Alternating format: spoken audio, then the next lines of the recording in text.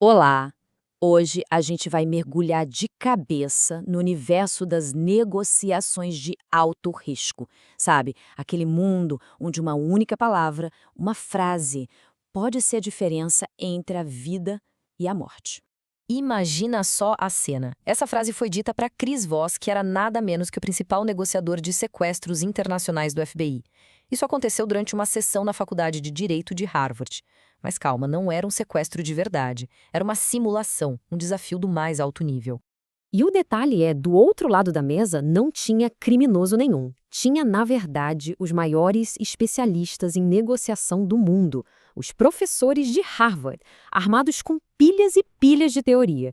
A ideia era basicamente testar o cara da prática, o agente do FBI. Então, em vez de bater de frente, de questionar o valor, Voss fez algo genial. Ele simplesmente respondeu com uma pergunta super calma, uma pergunta aberta. Como eu deveria fazer isso?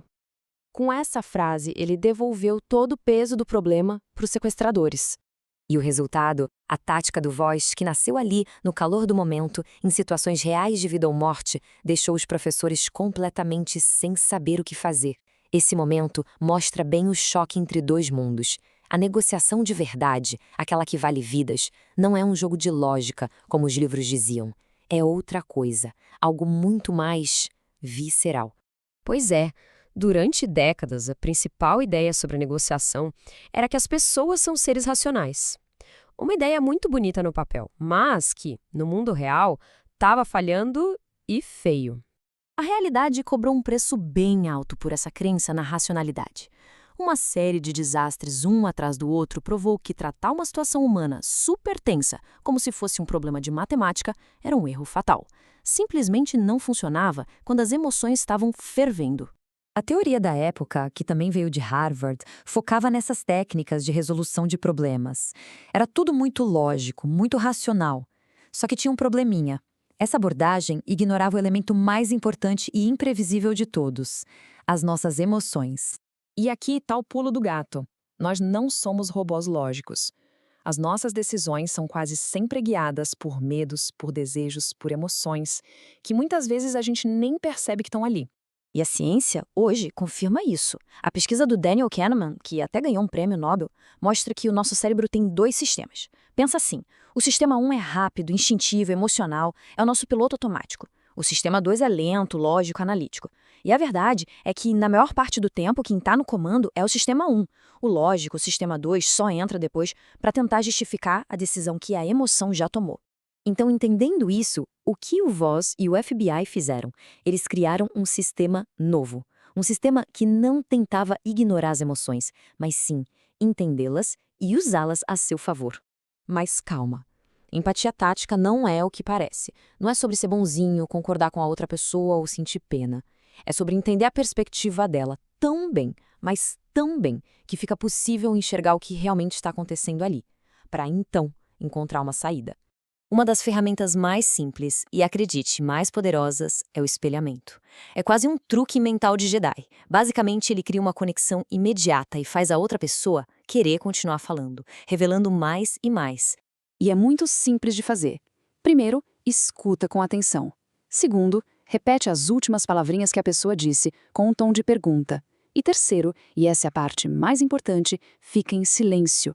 Esse silêncio cria um espaço que a outra pessoa se sente na obrigação de preencher, geralmente com informação super valiosa. A segunda técnica é a rotulagem. E essa é poderosa, viu?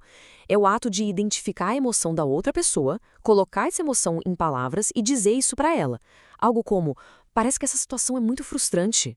Isso ajuda a desarmar as emoções negativas e a reforçar as positivas. Tem um caso famoso de um impasse de 6 horas no Harlem. O Voss ficou repetindo rótulos para os criminosos, coisas do tipo, parece que vocês estão com medo de voltar para a cadeia. Ele não estava julgando, ele estava mostrando que entendia o medo deles. E isso construiu confiança e no final levou a uma rendição totalmente pacífica. Ok, sei que tudo isso parece coisa de filme, né? FBI, reféns, situações extremas. Mas a grande sacada é que essas técnicas funcionam para quase todas as interações da nossa vida. A nossa vida é uma grande série de negociações, seja para pedir um aumento para o chefe, comprar um carro ou até para convencer uma criança a ir para a cama. Entender o que move as pessoas emocionalmente dá uma vantagem incrível em qualquer uma dessas situações. No fundo, é isso. Negociar nada mais é do que se comunicar para conseguir um resultado.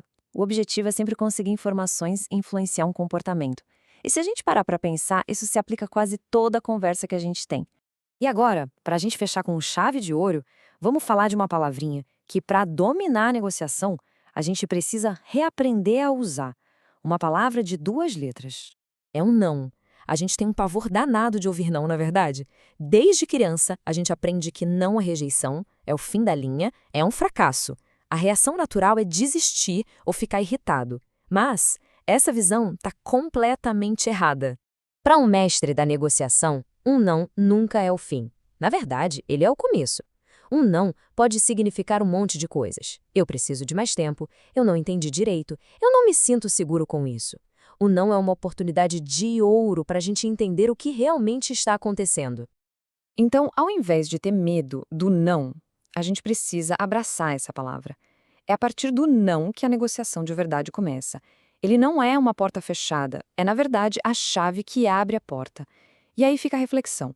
Se uma coisa tão simples quanto a palavra não foi entendida errado por tanto tempo, que outras ideias sobre comunicação a gente pode estar encarando de forma equivocada?